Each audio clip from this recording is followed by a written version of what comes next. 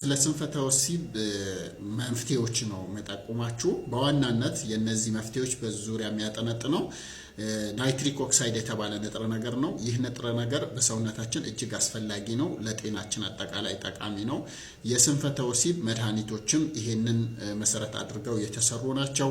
ናይትሪክ ኦክሳይድ በሰውነታችን ወደ ብልታችን የሚሄደውን የደም ፍሰት በመጨመር ብልት ለግንኙነት ዝግጁ ሆኖ እንዲቆም ይረዳል ማለት ነው። ስለዚህ እሱን የሚጨምሩ ነገሮች የነዚህ የስንፈተ ወሲብ መፍትሄዎች ይሆናሉ ማለት ነው። አንደኛው በአፍንጫ መተንፈስ ነው። ሰዎች በተለያየ ምክንያት በአፋቸው ሊተነፍሱ ይችላል።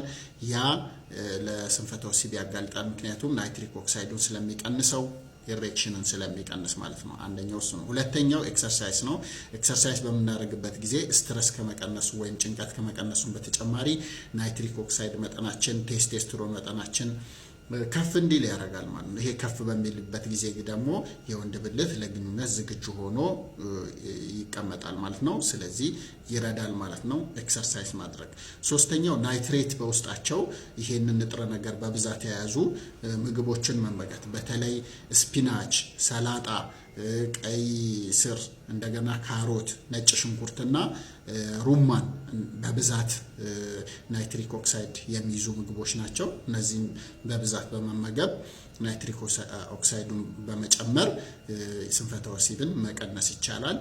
ሌላኛው ስኳርና አልኮል መቀነስ ነው። ስኳርና አልኮል የናይትሪክ ኦክሳይድ መጠን በመቀነስ ስንፈተ ወሲብ ያባብሳሉ፣ ይጨምራሉ ማለት ነው። እነሱን መተው ነው ማለት ነው። በመጨረሻም በቂ እንቅልፍ መተኛት ነው። በቂ እንቅልፍ የምንተኛበት ጊዜ ማንጊዜም ግንኙነት ስናረግ ሰው በጭንቀት ላይ ሆኖ ግንኙነት ሲያረግ ስንፈተ ወሲብ ይገጥመዋል። ይሄም የሚሆነው ሲምፓተቲክ እና ፓራሲምፓተቲክ የሚባል ሲስተም አለ። ነርቭ በሰውነታችን ግንኙነት ለማድረግ ብቁ የሚያደርገን ፓራሲምፓተቲክ ስቴት ወይም ደግሞ ሪላክስድ ስቴት ስንሆን ነው። ለዛ ነው ሰዎች በተኙበት ብልታቸው ቀጥ ሊል የሚችለው፣ ጠዋትም ብልታቸው ቀጥ ሊል የሚችለው ሪላክስድ በሆኑ ሰዓት ፓራሲምፓተቲክ ነርቨስ ሲስተም ስለሆነ ነው። ስለዚህ ብዙ ጊዜ በቂ እንቅልፍ በተኙ ቁጥር ለግንኙነት ብቁ የሆነ ብልት ወንዶች ይኖራቸዋል ማለት ነው።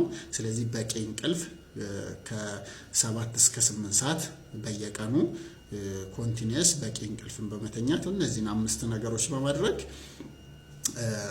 ማሻሻል ይቻላል ማለት ነው። ስንፈተ ወሲብ ያለባቸው ሰዎች እነዚህን በማድረግ ላይፋቸውን ማሻሻል ይችላሉ ማለት ነው።